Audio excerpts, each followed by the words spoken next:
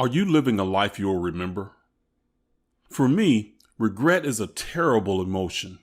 Do you have the courage to live life unapologetically you? Will you live life on your terms, or will you do what's expected of you? Are you dead and simply waiting for the grave to catch up? It comes down to this question.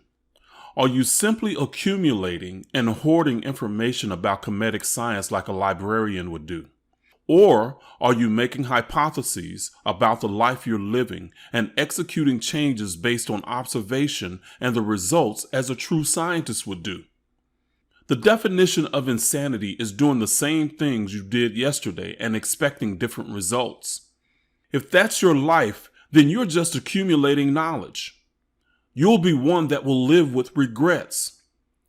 When you truly practice Kemetic Science, you will embrace change. It becomes a part of your journey.